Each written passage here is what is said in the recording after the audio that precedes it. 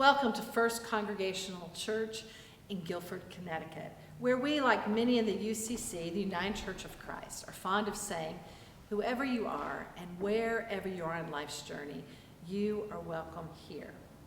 On this Sunday, we will be celebrating communion.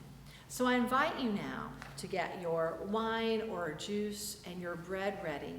And after the sermon is completed, please take time with your friends, your family, with yourself, and just sit, roll your shoulders back, and open hands and hearts and minds. Breathe in the breath of God.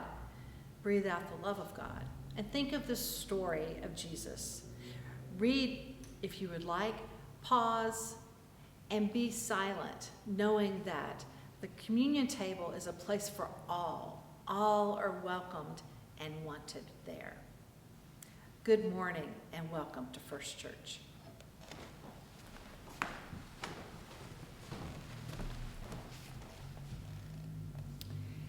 This is a reading from the Gospel of John, chapter 21, beginning with verse 1. Afterward, Jesus appeared again to his disciples by the Sea of Galilee. It happened this way. Simon Peter, Thomas, Nathanael from Cana in Galilee, the sons of Zebedee, and two other disciples were together. "I'm going out to fish," Simon Peter told them, and they said, "Well, we'll go with you." So they went out and got into the boat, but that night they caught nothing. Early in the morning, Jesus stood on the shore, but the disciples did not recognize that it was Jesus. He called out to them, "Friends, haven't you any fish?" "No," they answered.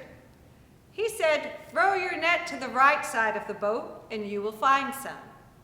When they did, they were unable to haul the net in because of the large number of fish. Then the disciple whom Jesus loved said to Peter, "It is the Lord." As soon as Simon Peter heard him say, "It is the Lord," he wrapped his outer garment around him and jumped into the water. The other disciples followed in the boat, towing the net full of fish, for they were not far from shore, about 100 yards. When they landed, they saw a fire of burning coals there with fish on it and some bread. Jesus said to them, "Bring some of the fish you have caught." So Simon Peter climbed back into the boat and dragged the net ashore. It was full of fish, 153, but even with so many, the net was not torn. Jesus said to them, "Come and have breakfast." None of the disciples dared to ask him, "Who are you?" They knew it was the Lord. Jesus came, took the bread, and gave it to them, and did the same with the fish. This was now the third time Jesus appeared to his disciples after he was raised from the dead.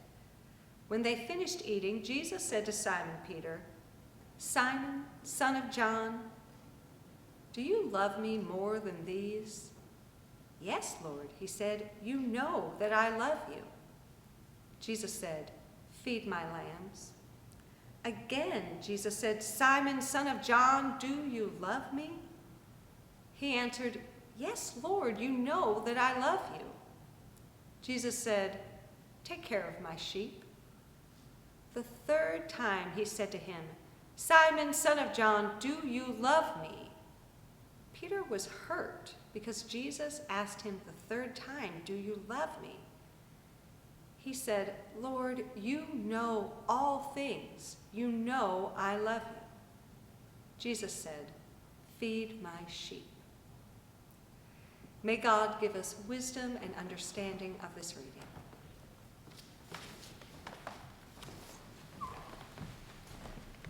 Thank you, Jeanette. My Aunt Virginia, for whom I'm named, enjoyed fishing. Her niece, not so much. I carried my fishing rod and I went to the lake.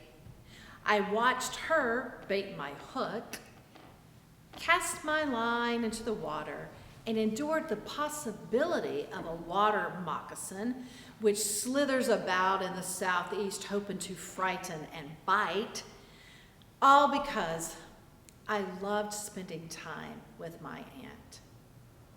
She would ask me if I got a bite, which could have meant a bite from a fish, a red ant, mosquitoes, or a snake. Now, if I did not get a bite, catch a fish that is, she would make suggestions followed by an encouraging, okay, come on. The sunshine, the pre-breakfast snacks, and our simple conversation brought me comfort and joy. I loved following her, and I always think of her when I read this text. Akin to my relationship with Aunt Virginia, I imagine that the disciples felt shaped by Jesus, held a similar deep love and connection with him, and even encountered him in multiple roles. Sometimes he was their teacher. Other times, a brother, sibling, a parent, a friend, a mentor, or chosen family. However, in this lakeside encounter, he was different. Something had changed. His death and then resurrection added layers of confusion, struggles with faith, and perhaps a giddy yet dreamlike belief in his presence. Here they are once again engaging this mysterious and holy leader whom they had followed, for whom they had risked their lives, whom they had betrayed, and for whom they grieved. So what now? Breakfast? Now, amid all the confusion, grief, and wonder, somebody took time to count the oddly specific number of 153 fish. I find that delightful and funny and odd all in the same moment. While the disciples were grieving, they were also giving themselves a reality check of another Jesus sighting. At the same time, Jesus was checking on the reality of who they were too. Jesus inquired, "Simon Peter, do you love me?" "Yes, Lord, you know I love you." And Jesus said, "Feed my lambs." "Okay." Again, Jesus said, "Simon, son of John, do you love me?" Same response. "Yes, Lord, you know I love you. Take care of my sheep." Third time, "Simon, son of John, do you love me?" Now, Peter was hurt because Jesus had asked him the third time, and he replied, "Lord, you know all things. You know that I love you." And Jesus said, "Feed my sheep." Now, whether people were new to life and faith like young lambs, or more mature like sheep, Jesus was saying, feed people wherever they are in life's journey. Give people what they need. Offer the richness of love and grace and hope, and yes, physically sustaining food too, as we might recall that story from the feeding of the 5,000. These verses are rich with metaphor and instruction. Discerning metaphors and instructions became alive to me in a January class, which was my seminary introduction. Because I had graduated from college early, I took a semester to work in an indigent care hospital. And it was one snowy January when I began a deep theological dive with the professor of ethics, Glenn Stassen. In years following, he wrote a book addressing how to practice incarnational discipleship. He maintains that it first requires a thick understanding of Jesus' life and ministry. A thick understanding of Jesus' life and ministry. Meaning that the call for Christians is not for ideals too high to actually be put into practice, but for concrete and specific guidance to be followed. Incarnational discipleship, living in this, embodying and living out how we follow Christ, invites us to unearth levels, if you will, levels of faith. This relationship with God is beyond ideology.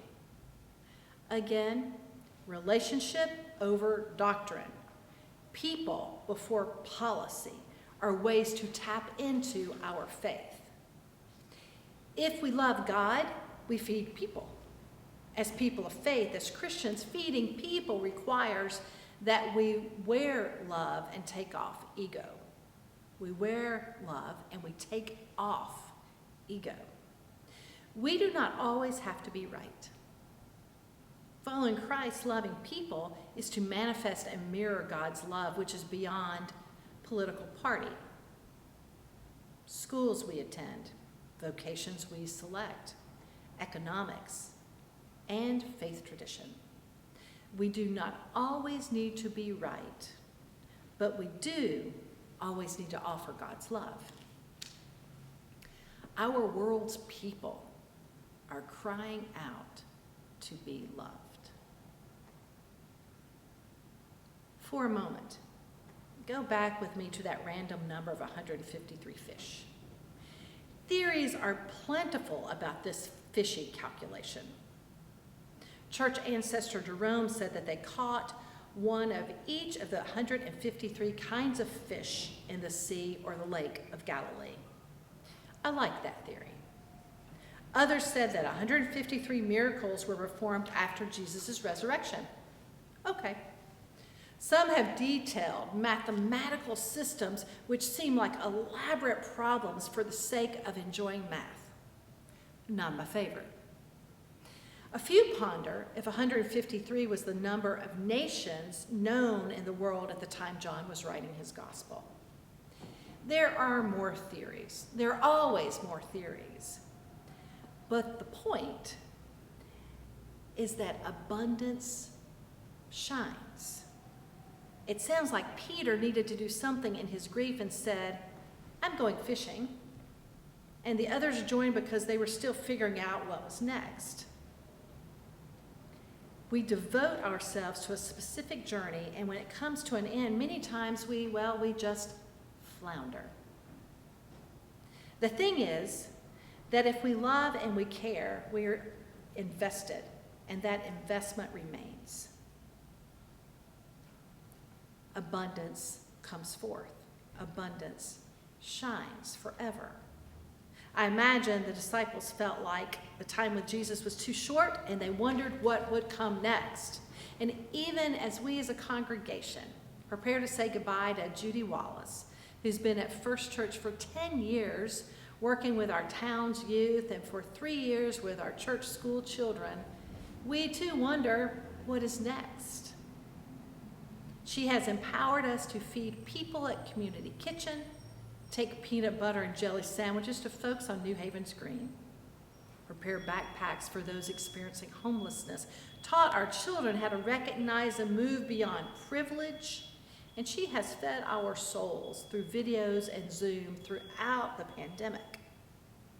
Judy has embodied and shared the love of Christ, that shining abundance, with us all. She has left her fingerprints all over First Church. And even as we begin to grieve her departure, we celebrate her desire to rest a little and to sow a little more. We give thanks for the days that we have shared, and that love lingers. Again, may we put this in our minds. God's abundance is overflowing like the fish in the net.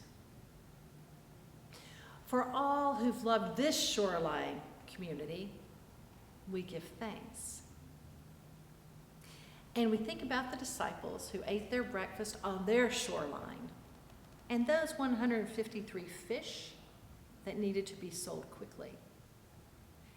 They didn't have cold storage. They needed to get the fish to market while still fresh. So likewise, we can't store away the fresh love and relationship that we have. We go out to be nurtured and to be fed. And then we acknowledge, accept, and go through that window of time that we have, those years of life to feed others. May we listen to where people are and meet their needs. For love is abundant, but it's not one size that fits all. With discernment and guidance from the Spirit, may we see the needs discern ways to listen and help, offer encouragement, and above all, love. Amen. Today's music was going to be sung by the senior choir, but we've had to cancel rehearsal this week because of an uptick in COVID-positive cases here in Guilford. But I figured I would sing the song from this space where the empty chairs will soon again be filled with the singers. And I'll turn the camera around, and while I'm singing, you get to look outside at the beautiful Guilford green, which is turning so spring-like with buds in the trees today. The piece is "Feed my lambs, tend my sheep."